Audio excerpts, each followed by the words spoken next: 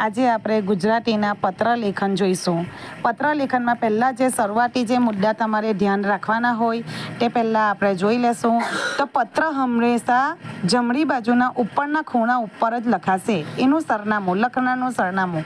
જે પત્ર લખતા હશે, ધારો કે હું પત્ર લખું છું તો મારી પાસે જે કાગળ હશે એમાં જમણી બાજુમાં ઉપરના ખૂણા પર હું મારું પોતાનું સરનામું લખીશ. સરનામામાં આપણે આપણું પોતાનું નામ લખીશું. ત્યારબાદ આપણે નીચેની લાઈનમાં આપણો ઘરનો નંબર લખીશું. ત્યારબાદ આપણે કઈ જગ્યા પર રહીએ છીએ, મતલબ કે આપણે કોઈ જગ્યા પર રહીએ છીએ તે ઘરનું નામ કે એડ્રેસ કે સોસાયટીનું નામ લખીશું. ત્યારબાદ એ સોસાયટી કયા એરિયામાં આવી છે, કયા શહેરમાં આવી છે એ લખીશું. તેમજ એનો પિનકોડ નંબર લખીશું અને પછી નીચે લખીશું તારીખ. આ રીતે આપણે પત્ર લખવાની શરૂઆત કરીશું. બીજું જરૂરી સૂચન છે કે પત્ર આપણે કોને લખીએ છીએ. તો પત્ર આપણે કોઈ વડીલને લખીએ છીએ, કોઈ નાના બાળકને લખીએ છીએ કે પછી આપણા કોઈ મિત્રને લખીએ છીએ. તો જો પત્ર આપણે મોટા કોઈ વડીલને લખતા હોય તો આપણે એને સંબોધન કરીશું પૂજ્ય તરીકે, અને જો મિત્રને લખતા હોય તો આપણે એને કહીશું પ્રિય. અને કોઈ નાનાને જો આપણે લખતા હોઈએ, નાના ભાઈ બહેનને કે ગમે તેને, તો આપણે એને કરીશું ચિરંજીવી, જેને આપણે શોર્ટમાં ચી તરીકે પણ સંબોધન કરી શકીએ છીએ. પછી જરૂરી મુદ્દો છે તે છે કે પત્રની ભાષા સરળ અને આકર્ષક હોવી જોઈએ. જેમ કે આપણે પત્ર લખીએ તો કોઈ પણ જાતની ટોચડી કે અશુદ્ધ ભાષામાં લખવો ન જોઈએ. અને બીજું કે એટલી હાઈ લેવલની ભાષામાં પણ ન લખો કે સામેવાળા વાંચનારને એને સમજ ન પડે. એટલે સરળ અને આકર્ષક ભાષામાં આપણે એને પત્રની વિગત સમજાવવી જોઈએ. પછી બીજું કે પત્રમાં આપણે વિરામચિહ્નનો ઉપયોગ યોગ્ય જગ્યાએ કરવાનો. કારણ કે જો બચ્ચો, આપણે જ્યારે પણ વાક્ય લખીએ અને તેમાં કોઈ પણ જાતના ચિહ્ન ન મૂકીએ તો વાક્ય સનસનાટ ખાલી બોલાયા જ કરે.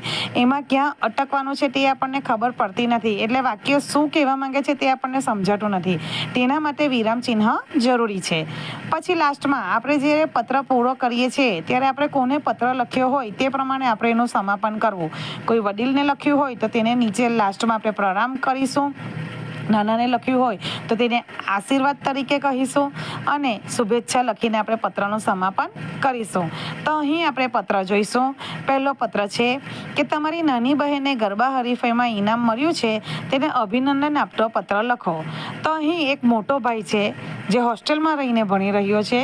તે હોસ્ટેલમાંથી પોતાની બહેનને પોતાના ઘરે પત્ર લખીને શુભેચ્છા પાઠવે છે. તો એનું નામ છે તન્મય પ્રજાપતિ. એનું એડ્રેસ છે 3 પ્રજાપતિ છાત્રાલય. એ કયા એરિયામાં છે તો ગુરુકુળ રોડ. ગુરુકુળ રોડ કયા શહેરમાં છે તો તે અમદાવાદ. અને એ એરિયાનો અમદાવાદનો પિનકોડ નંબર જેમ કે 380052. પછી આપણે કરીશું ફૂલ સ્ટોપ અને પછી નીચે લાસ્ટમાં લખીશું આપણે તારીખ. તારીખ આપણે આપણી મરજીથી કોઈ પણ લખી શકીએ છીએ. મિત્રો, અહીં ધ્યાન રાખવું કે જ્યાં પણ કોમા આવે છે ત્યાં આપણે કોમા કરવું જરૂરી છે, અને જ્યાં ફૂલ સ્ટોપ આવશે ત્યાં આપણે ફૂલ સ્ટોપ કરીશું. પછી આપણે શરૂઆત કરીશું ચિરંજીવી પ્રિયલ. અહીં ચિરંજીવી એટલા માટે છે કે તે તન્મયની નાની બહેન છે એટલે એને પ્રેમથી એને ચિરંજીવી કીધું છે. ત્યારબાદ પહેલા પેરેગ્રાફની શરૂઆત કરીશું. એમાં છે તારો પત્ર મળ્યો. તને તારી શાળામાં ગરબા હરીફાઈમાં ચાંદીનો શિલ્ડ મળ્યો છે તે જાણીને મને ઘણો આનંદ થયો છે. અહીં પહેલો પેરેગ્રાફ પૂરો થાય છે. પછી આપણે નવો પેરેગ્રાફ કરીશું. ગાવું અને નાચવું તારા શોખના વિષયો છે. તું નાની હતી ત્યારથી જ તને ગરબે ઘૂમવાનું ગમતું. ઘરમાં ગરબાની કેસેટ વાગતી હોય અને તું તેના સૂરે ઘૂમતી ન હોય એવું ભાગ્ય જ બને. તારા શોખના લીધે જ મમ્મી તને રજાઓમાં નૃત્યના વર્ગમાં મોકલે છે. ગરબા હરીફાઈમાં તને ઇનામ મળ્યું એ યોગ્ય જ છે. તું હવે તારા શોખના વિષયોમાં પ્રગતિ કરી રહી છે, તેથી અમને ઘણો આનંદ થાય છે. તને મારા ખૂબ ખૂબ અભિનંદન. અને પછી લાસ્ટમાં છેલ્લા પેરેગ્રાફમાં એક નાની લાઈન લખીશું, મમ્મી પપ્પાને મારી યાદ આપજે. અને જે પત્રો લખે છે તે એન્ડમાં લખશે તારા મોટા ભાઈના તન્મયના શુભ આશીષ. આ રીતે આપણે પત્ર લખીશું અને પત્રનું સમાપન કરીશું.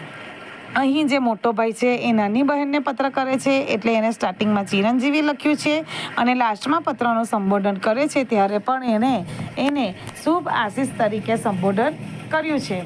તો મિત્રો, પછી આપણો બીજો પત્ર શરૂઆત થાય છે તે આપણે જોઈશું. એ પત્ર છે તમારા મિત્રના મમ્મીનું દુઃખદ અવસાન થયું છે તેને આશ્વાસન આપતો પત્ર લખો. એમાં પત્ર લખનારનું જમણી તરફ કોર્નર પર એડ્રેસ આવશે જય બી પટેલ, 5 કિરણકુંજ, અમદાવાદ 380061. અને પછી તારીખ લખીશું. અહીંયા બીજા મિત્રને પત્ર લખે છે એટલે લખશે પ્રિય મિત્ર પંકજ. પહેલા પેરેગ્રાફમાં લખશે, તારો પત્ર મળ્યો, તારા મમ્મીનું અવસાન થયું છે તે જાણીને મને અને મારા મમ્મી પપ્પાને ઊંડો આઘાત લાગ્યો છે. બીજા પેરેગ્રાફમાં લખીશું, જૂન મહિનામાં હું તેમના ખબર અંતર પૂછવા આવ્યો ત્યારે તેઓ કેટલા ખુશ મિજાજ લાગતા હતા. કેન્સરની અસહ્ય પીડા પણ તેઓ હસતા હસતા સહન કરતા હતા. મારી સાથે તેમણે ધીમે ધીમે પણ ખૂબ વાતો કરી હતી. તેમનો હસતો ચહેરો અને રમૂજી સ્વભાવ મારાથી ક્યારે ભૂલી શકાશે નહીં. પછી લાસ્ટ પેરેગ્રાફમાં લખીશું, એમના અંતરાત્માને શાંતિ મળે અને તારા કુટુંબીજનોને આઘાત સહન કરવાની શક્તિ મળે તેવી અમે ઈશ્વરને પ્રાર્થના કરીએ છીએ. લાસ્ટ પેરેગ્રાફમાં એક લાઇનમાં, અમે આવતા શનિવારે તને મળવા આવીશું. તારો મિત્રો જય. તો મિત્રો, તમને જો મારો વિડીયો પસંદ આવ્યો હોય તો જલ્દીથી એને લાઈક કરો, સબસ્ક્રાઈબ કરો અને શેર કરો અને કોમેન્ટ કરીને મને જણાવો તો જરૂરથી હું તમારા માટે નવા વિડીયો અહીં લઈને આવી શકો. હું ગુજરાતી, હિન્દી તેમજ ચેપ્ટરના એક્સપ્લેનેશન પણ હું તમારા માટે લઈને આવીશ. તો જલ્દીથી તમે આને શેર કરો, સબસ્ક્રાઈબ કરો અને લાઈક કરો અને એનકે ટીચિંગને આગળ સુધી તમે વધારો સબસ્ક્રાઈબ કરીને તમારા ખૂબ ખૂબ ધન્યવાદ, આભાર. Thank you so much.